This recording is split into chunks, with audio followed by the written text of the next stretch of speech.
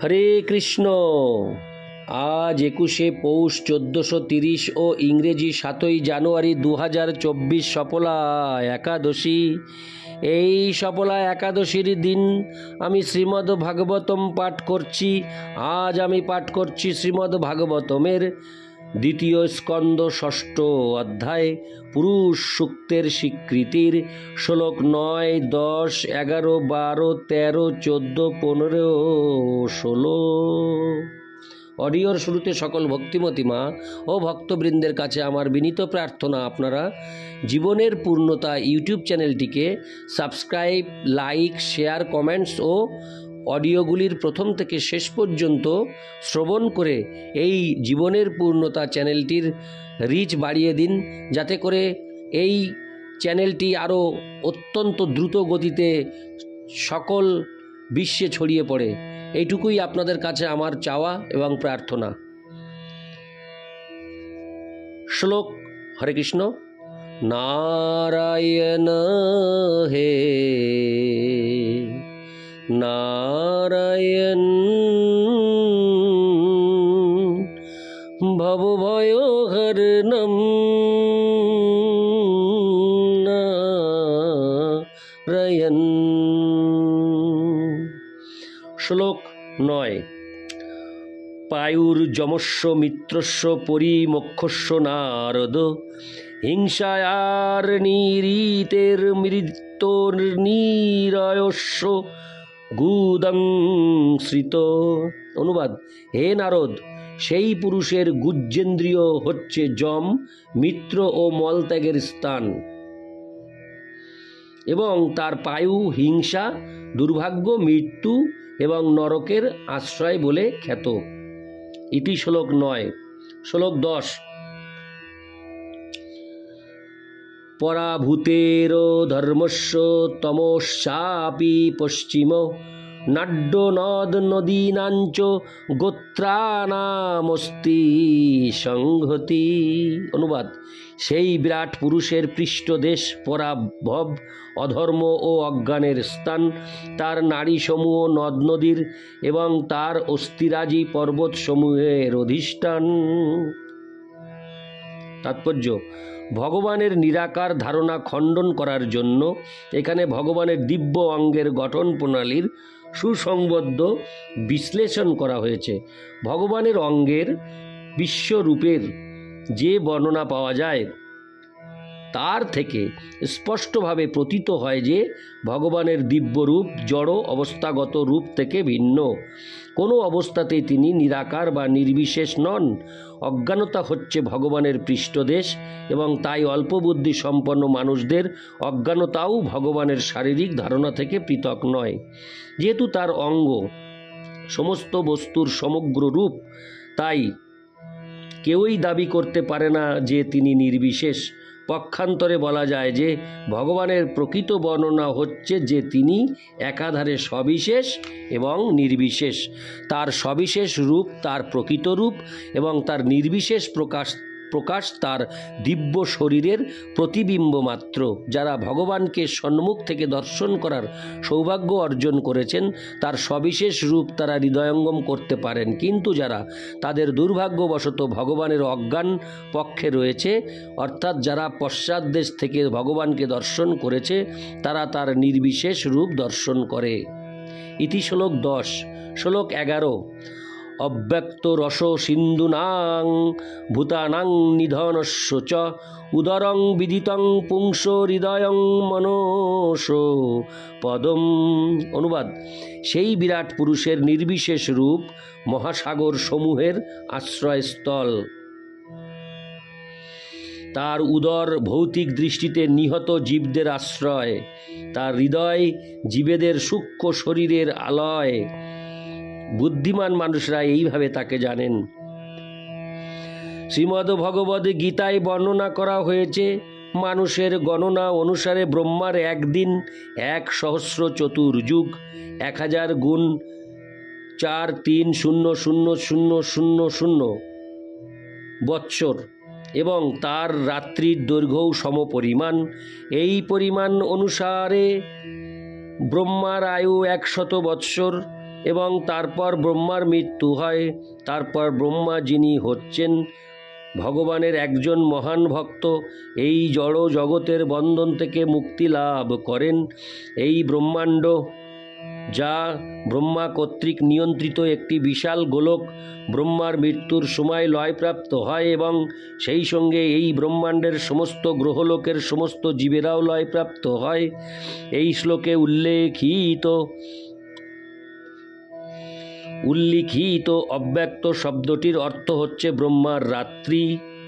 যখন আংশিক প্রলয় হয় তখন মহাসাগর ইত্যাদি সহ ব্রহ্মলোক পর্যন্ত সেই লয়প্রাপ্ত ব্রহ্মাণ্ডের সমস্ত জীব বিরাট পুরুষের উদরে আশ্রয় গ্রহণ করে। ব্রহ্মার রাত্রির শেষে পুনরায় সৃষ্টি শুরু হয় এবং বিরাট পুরুষের উদরে স্থিত সমস্ত জীব সুষুপ্তি থেকে জেগে ওঠে, তাদের নিজ নিজ ভূমিকা অবলম্বন করে। যেহেতু জীবের কখনো বিনাশ হয় না, তাই ভৌতিক জগতে প্রলয়ের পর জীবের অস্তিত্বও বিনষ্ট হয় না। কিন্তু মুক্তি লাভ করা পর্যন্ত জীবকে পুনঃ পুনঃ এক জড়দেহ থেকে আর এক জড়দেহে দেহান্তরিত হতে হয়। মানব জীবনের উদ্দেশ্য হচ্ছে এই দেহান্তরিত হওয়ার সমস্যা থেকে মুক্ত হয়ে নিত্য জ্ঞানময় এবং আনন্দময় চিৎজগতে স্থান লাভ করা, অর্থাৎ জীবের সূক্ষ্ম শরীর পরমেশ্বর ভগবানের হৃদয়ে উৎপন্ন হয় এবং সৃষ্টির সময় তা রূপ পরিগ্রহ করে। ইতি শ্লোক 11। শ্লোক 12। ধর্মস্য মম তুভ্যঞ্চ কুমারাণং ভবস্য চ বিজ্ঞানস্য চ সত্যস্য পরসাত্তাপরায়ণম। অনুবাদ: সেই মহান পুরুষের চেতনা ধর্মের, আমার, তোমার এবং সনক, সনাতন, সনত কুমার এবং সনন্দন, এই চার কুমারদের আশ্রয়স্থল। এই চেতনা সত্য এবং দিব্য জ্ঞানেরও আশ্রয়ে। ইতি শ্লোক 12। শ্লোক 13, 14, 15 ও 16 একযোগে। শ্লোক 13 থেকে 16।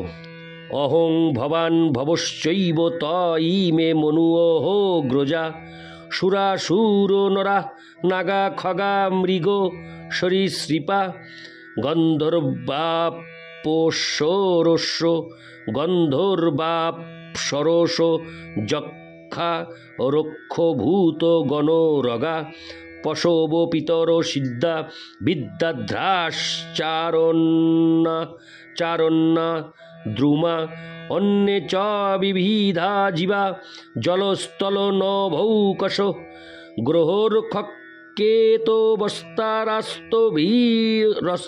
গ্রহোর্খকেতব হরে কৃষ্ণ গ্রহোর্খকেতবস্তারাস্তরিত স্তনয়িতব সর্বং পুরুষ এবেদং ভূতং ভব্যং ভবশ্চ যৎ তেনেদমাবৃতং বিশ্বং বিতস্তিমধিতিষ্ঠতি।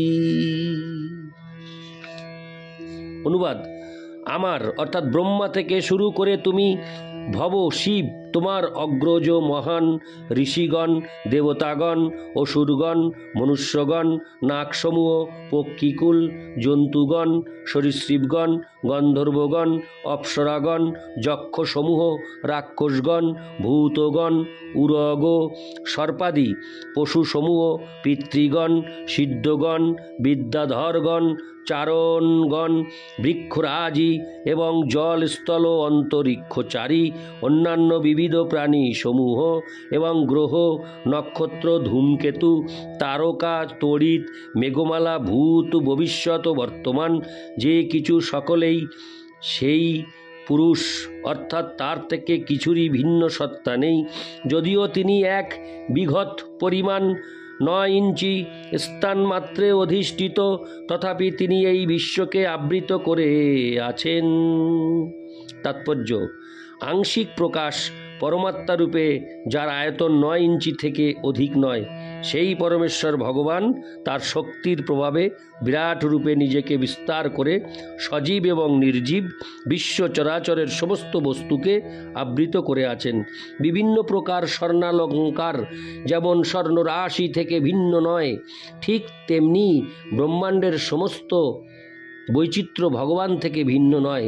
পক্ষান্তরে বলা যায় যে এই জড় জগতে সব কিছুর নিয়ন্তা পরমেশ্বর ভগবান জড় সৃষ্টির প্রকাশ, সমস্ত প্রকাশ থেকে পৃথক রূপে তার পরম ভিন্ন সত্তা বজায় রাখেন।